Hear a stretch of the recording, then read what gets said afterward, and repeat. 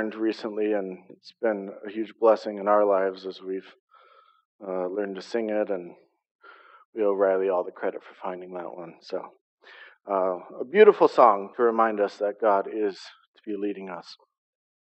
And as we open the Word this morning and we look at what Scripture says, I am so blessed by all of the conversation we've had this morning in Bible class about who Jesus is and the message that we need to hear about how powerful Jesus is and how amazing God is in the times that we are living in today.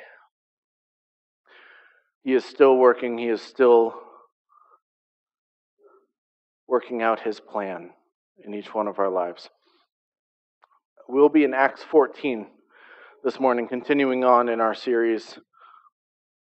And we're going to see God's power on display. We're going to see miracles. We're going to see God's power. And we're going to see, along with that, the allure of idolatry. And before we read the passage, I want us to think about what our expectations of God are. What do you hope to see God do in your life or the lives of others? Are your expectations fairly straightforward? Perhaps you're just something crazy or surprising happening. He provides His love and His care for you and assurance for the future and a sense of belonging, but how much more do you expect? There's a lot of mundane in our lives, a lot of times where we feel we don't see God moving in particularly powerful ways like we do see in the Bible. But I ask you, do you want to see Him move in powerful and amazing ways? Perform a miracle? Show up in a dramatic way? Do you actually believe God is capable of changing anything and everything around you? When we imagine God and the way He works, we should picture something incredible, supernatural, and undeniable. The lame walking, the blind seeing, the dead being raised, the Red Sea being parted. And today in our text, we're going to see Him do miraculous things.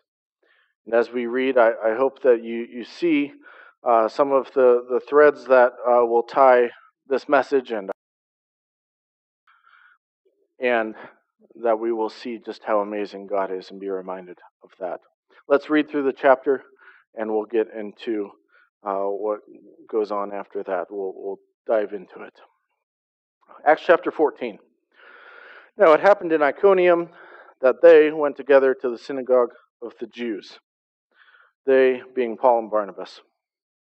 And they so spoke that a great multitude, both of the Jews and of the Greeks, believed. But the unbelieving Jews stirred up the Gentiles and poisoned their minds against the brethren. They stayed there a long time, speaking boldly in the Lord, who was bearing witness to the word of His grace, granting signs and wonders to be done by their hands. But the multitude of the city was divided, part sided with the Jews and part with the apostles. And when a violent attempt was made by both the Gentiles and Jews with their rulers to abuse and stone them, they became aware of it and fled to Lystra and Derbe, cities of Lycaonia and the surrounding region. And they were preaching the gospel there. And in Lystra, a certain man without strength in his feet was sitting, a cripple from his mother's womb who had never walked. This man heard Paul speaking. Paul, observing him intently and seeing that he had faith to be healed, said with a loud voice, "Stand up straight on your feet." And he leaped and walked.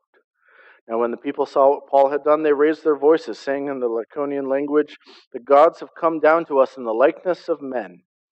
And Barnabas they called Zeus, and Paul Hermes, because he was the chief speaker. Then the priests of Zeus, whose temple was in front of their city, brought oxen and garlands to the gates, intending to sacrifice with the multitudes. But when the apostles Barnabas and Paul heard